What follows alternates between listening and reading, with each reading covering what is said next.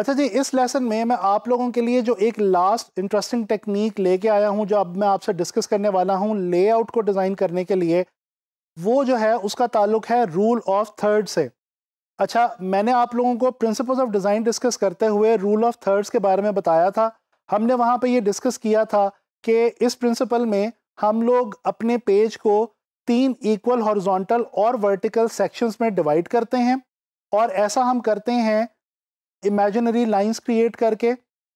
और उसके बाद वो जो लाइंस जब एक दूसरे के साथ जहाँ पे इंटरसेक्ट कर रही होती हैं, उन इंटरसेक्टिंग पॉइंट्स पे या उन लाइंस के साथ हम अपने फोकल एरिया को या अपने फोकल सब्जेक्ट को, यानी जो हमारे डिज़ाइन की मोस्ट इंपॉर्टेंट चीज़ है, उसको हम उन लाइनों के साथ या उस इंटरसेक्शन पॉइंट्स के साथ जो है प्लेस कर देते हैं।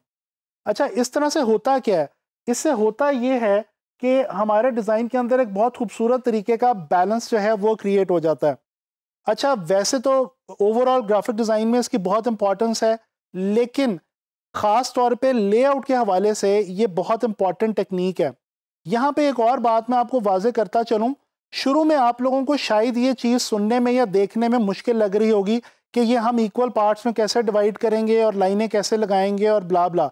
लेकिन मैं आपको इंटरेस्टिंगली ये बताऊं कि अगर आप इसको थोड़ा सा फॉलो करके अपने डिज़ाइंस में प्रैक्टिस करना शुरू करेंगे, तो एक टाइम ये आएगा कि आप देखेंगे कि आप खुद ब खुद ही अनइंटेंशनली रूल ऑफ थर्ड को फॉलो कर रहे होंगे, और आपको लाइनें जो हैं वो कहीं पे भी लगाने की या देखने की ज़रूरत नहीं पड़ेगी, और आपको ये पता चल जाएगा कि आपके डिज़ाइन में या आपके पूरे पेज में वो कौन सा एरिया है जहाँ पे आप अपने मेन एलिमेंट को, डिज़ाइन एलिमेंट को प्लेस करें, तो आप बेसिकली रूल ऑफ थर्ड को फॉलो कर रहे हैं।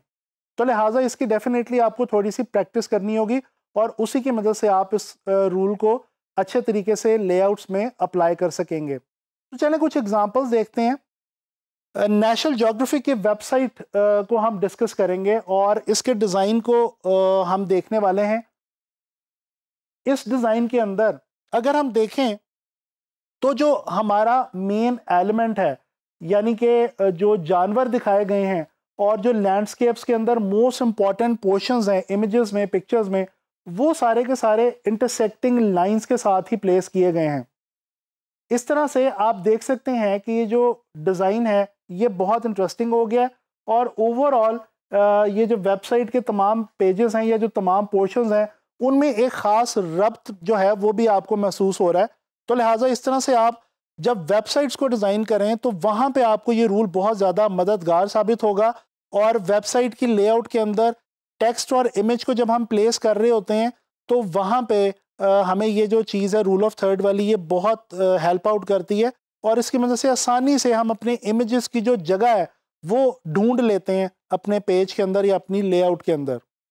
अच्छा जी, एक और विजुअल मैं आपको दिखाना चाहता हूँ। ये डिज़ाइन है एक पोस्टर का, और ये एक मूवी पोस्टर है जिसको डिज़ाइन किया है जेम्स वाइट ने।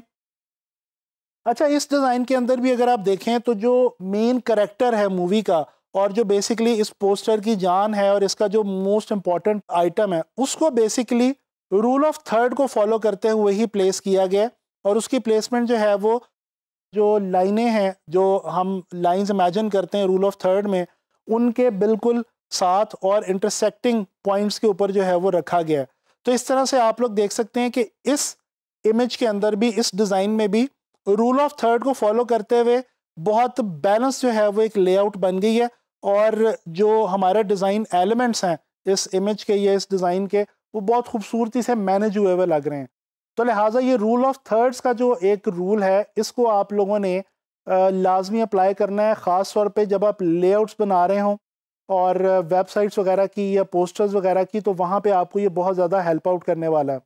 अच्छा जी, ये अब मैंने आपको डिफरेंट टेक्निक्स जो हैं वो डिस्कस की आप लोगों के साथ और आपको बताई लेआउट डिज़ाइन करने के हवाले से। अब आप लोगों का काम यह है कि आपने खुद इनके ऊपर रिसर्च करनी है और इनको प्रैक्टिस करना है, जिसके बगैर आप इनको अच्छे तरीके से अप्लाई नहीं कर पाएंगे। तो मैं आप लोगों को ये सजेस्ट करूंगा कि आप लोग इन रूल्स को, इन टेक्निक्स को जो है वो अंडरस्टैंड करें, और उसके बाद इनको अप्लाई करने की कोशिश करें अपने डिज़ाइंस में। तभी आप लोग इनको जो है वो अच्छे तरीके से समझ पाएंगे। इंशाल्लाह ताला नेक्स्ट लेसन्स में ग्राफिक डिज़ाइन के हवाले से मज़ीद हम इंटरेस्टिंग चीज़ें जो हैं वो लर्न करेंगे और कुछ चीज़ें जो हैं वो हम प्रैक्टिस भी करेंगे।